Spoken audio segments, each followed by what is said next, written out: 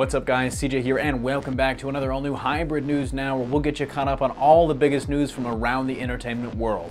In today's top story, Pirates of the Caribbean 5 held for ransom by pirates, a new frontrunner to direct the Flash movie, and Marvel's Inhumans gets a tough time slot. But avast, we've got to kick off the video by talking about this pirates situation. You are not gonna believe this. Reportedly, a copy of Pirates of the Caribbean Dead Men Tell No Tales has fallen into the hands of hackers.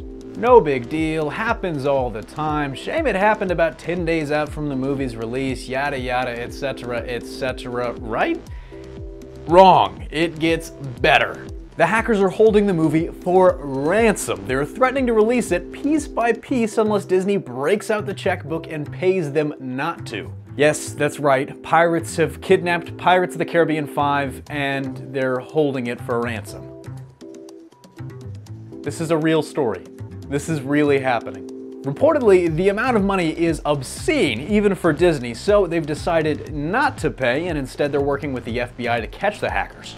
This isn't exactly new, as the exact same thing happened to Netflix just a couple of weeks ago, but in that case it was Orange is the New Black Season 5, which doesn't even premiere until June. Netflix didn't pay up either, and so the hackers leaked out 10 of the 13 episodes in Season 5 more than a month before the season even releases. Say what you will about them, they didn't spoil the ending, and that makes them all right in my book. For more info on the situation and why it's really unlikely the pirates are ever gonna get their booty, or that Disney and the FBI will ever catch them, hit up the link down below. In our next story, let's head on over to the DCEU and talk about the Flash solo film. It seems like this movie has had maybe the toughest road to production of any DC film so far, from complaints about the initial Barry Allen casting, to losing director Seth Grahame-Smith, to getting Rick Famuyiwa to direct, to losing Rick Famuyiwa. Along the way, I've got to hand it to them, they've managed to add some solid pieces to the cast. Alongside Ezra Miller, they've got Kiersey Clemons still attached to play Iris West even though Rick Famuyiwa departed the project, and they've still got Billy Crudup set to play Henry Allen. But the biggest question still remains. Who's gonna direct the damn thing? Well, we might have our first hint as to who the studio's considering, thanks to El Mayimbe himself, Humberto Gonzalez from over at The Wrap, who's reporting that Robert Zemeckis, who you might know as the director of Forrest Gump and the writer of the Back to the Future trilogy, is the frontrunner for the job. Honestly, I think that's a fantastic choice, even though it's a name that I never would have considered in a million years. Personally, I've got to wonder if Back to the Future is the connection really driving this choice, so if you were looking forward to Flashpoint, it might be time to start getting hype. Then again, it could just be the whole run, Forrest, run thing. It's interesting though, I don't doubt the report, I think Mayimbe's got it, but he did squash an earlier report about Zemeckis being the frontrunner or in talks for the role just a couple of weeks back. So something either changed or he was in talks all along, but that doesn't mean he's the only guy that the studio's looking at for the project.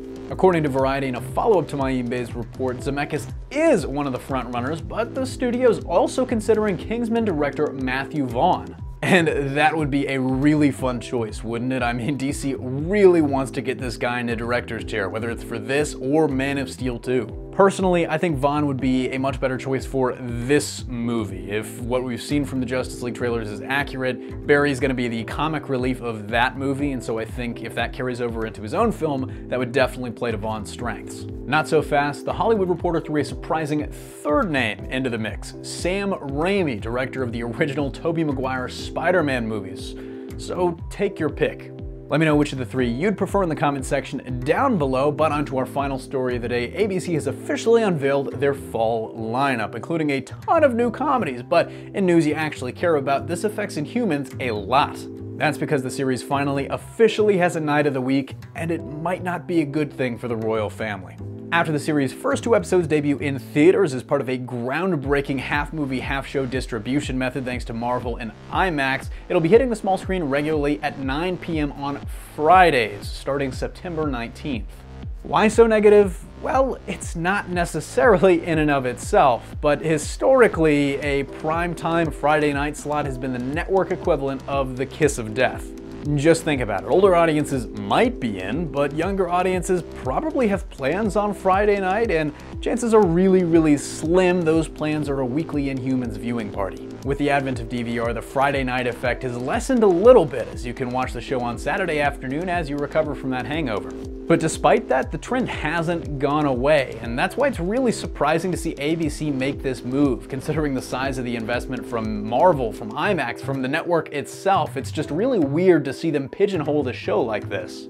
In brighter news, the network also announced that Agents of S.H.I.E.L.D. will be returning for its 5th season, but it's not coming back in fall. Instead, it's going to debut after the mid-season break early next year. Let us know in the comment section down below what you thought of the Inhumans and the Agents of S.H.I.E.L.D. news, but that's going to do it for us here. Thanks for watching. Don't forget to smash that like if you like what you saw, subscribe for more great content every single day, and consider turning on your notifications to be alerted every time we upload a new video. Signing off, this is CJ, and I'll see you next time.